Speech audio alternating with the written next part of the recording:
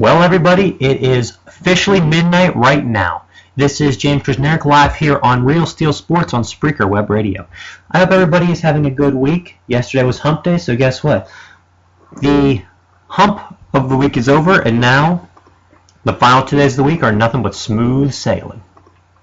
Unless you're like me, and you have classes in the morning and a class in the evening on Thursday, or if you got a morning class on Friday and you work Friday evening 8 hours.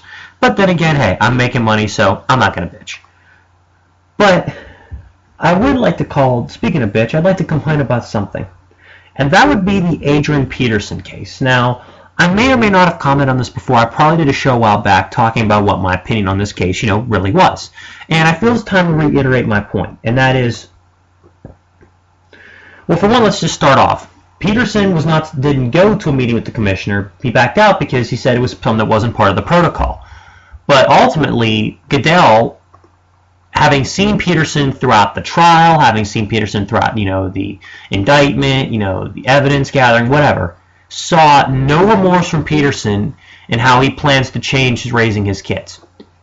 Now, for many of us who are adults now, who are my age, I am 21, I will be 22, actually in just under 1 month, that know about, being raised, many of us were spanked. Many of us, were spanked a couple times with, with an object, try to teach us some discipline. Now, do I support spanking? In certain aspects. Like, if you beat your child up and down his body with a switch, like Peterson did, then guess what? That's unacceptable. And that is child abuse. But if you hit him a couple times, leave no marks to get the message across, that's a different story. But what I think needs to be said here about Peterson is this, and I'm going to just go off of what I said. I just posted this status, on Facebook for people to see, and this is how I truly feel about the Peterson case.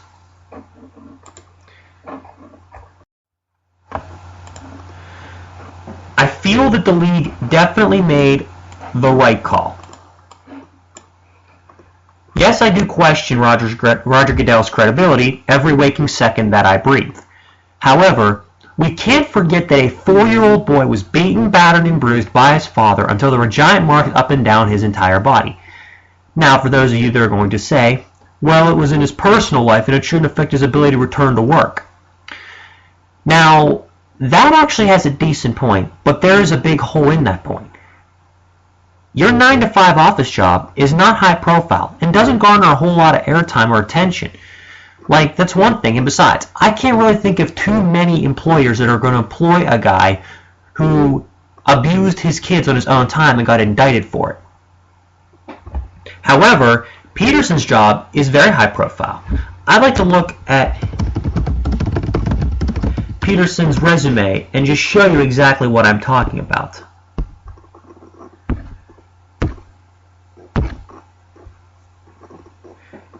He has rushed for over 10,000 career yards. He has ran for 86 career touchdowns. He averages almost 100 yards a game rushing in his career. He has been NFL MVP the 2012 season. He has been a Pro Bowler 6 times and an All-Pro 3 times. Now, compare that to your 9-to-5 office job, and you tell me what has more airtime and more attention to attach to it. Now, what kind of message, though, would it send when a child abuser, an indicted one who was ultimately, he pled guilty to it, what kind of message does that send to our nation's youth that look up to him and admire him, that watch him play, that want to play football and be like him? What does that say to them whenever you do something like this and you don't punish him? To not punish him would send a message that, you know what, you can be an athlete and do whatever the hell you want, and you won't be able to play, you won't be able to get in trouble, you'll be able to play whatever you want when your due process is over. That is the kind of message that Adrian Peterson being allowed to play immediately would send. The need to keep that message from being sent is the reason why Peterson got the suspension that he did. So for once, and this is a first and probably an only, Roger Goodell and NFL offices, you did the right thing. Adrian Peterson can apply for reinstatement April 15th. But here's the point. That whole legality shit, there's a big point that needs to be made here, and it's some of the people forgetting. A 4-year-old child was maliciously beaten by his own father. That's the thing that scares me the most, is that nobody seems to recall that. All people are worried about is when Peterson's going to come back. When's he going to come back and play? Is he going to be able to come back and play? Is he going to come back and play this season? Is he going to come back and play next season? Nobody seems to remember the fact that a 4-year-old kid got his ass handed to him by his own father. Something that should never happen. When I was younger, I did some stupid things. I did some bad things. Guess what? I would get spanked a couple times and that'd be it. You know why? Because my parents raised me correctly. They raised me to have respect. I didn't need to get my ass kicked to learn the difference between right and wrong. That's the point here. And apparently Peterson doesn't know how to raise his kids. Because let's not forget, immediately afterwards,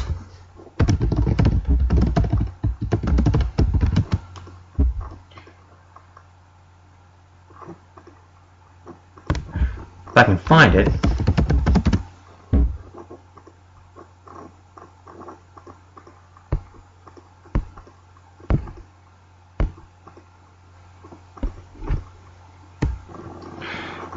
I can't find the tweet. But Peterson did tweet shortly after he was indicted that he's going to still continue to discipline his kids the same way. I'm going to whip my kid's ass and they're going to know that Daddy loves them. How does beating your kid until he's bruised and battered up and down justify that you love them? It doesn't. It just tries to show dominion. So whenever the kid is older and he wants to come to you for advice or wants your help on something, he's going to think twice because he's going to be scared shitless of you. That's how I feel about this.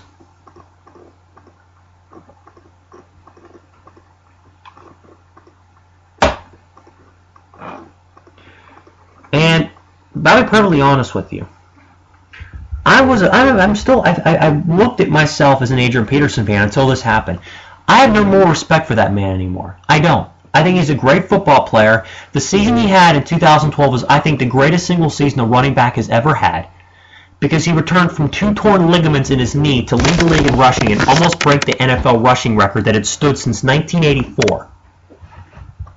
And he was also able to win MVP in an era dominated by quarterbacks. A non-MVP had not won the award since 2007. Actually, no, 2006 was the last non-quarterback to win an MVP award. And memory served me correctly,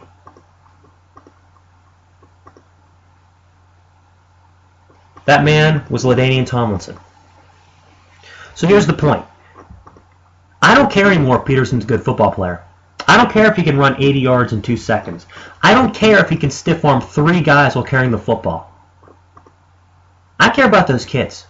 Are they in good hands with him as their father? That scares me because it's one thing to discipline your kids with corporal punishment by hitting them a couple times. That's one thing. Don't leave a mark. But to beat your kid with a tree branch, how does that justify you playing in a league that has a privilege attached? Playing in the National Football League is a privilege. It's not a right. If it was a right now, I could go right now and sue and say, well, the NFL hasn't admitted me yet. I could throw a pretty good ball 30 yards down the field. Here's the point that, again, people don't seem to get this. You cannot justify, you absolutely cannot justify the idea of, Peterson being allowed to return early. If you do so, you are basically saying, yeah, what he did was wrong. He got indicted. He got convicted. He pled guilty, whatever. But he can be allowed to return immediately. Yeah, he beat his son, but we'll take him back with open arms. Look at it this way. The Vikings don't want Peterson. They didn't lobby to try to get him back sooner. The Baltimore Ravens made that mistake with Ray Rice because they tried to overlook the fact that Ray Rice beat his wife inside an elevator by punching her in the head a few times. They overlooked that. They seem to not care, and they just wanted him back. John Harbaugh said that himself, that he wanted Ray Rice back. Whereas Mike Zimmer, who is the current coach of the Minnesota Vikings, showed no interest really in getting Adrian Peterson back. My final thought for the day is this. If you really want to fix the Peterson problem, if you want to teach him how to not beat people, Minnesota Vikings, I got a great idea for you. You ready for this? Trade Peterson to Oakland for the #1 overall pick in the draft. Draft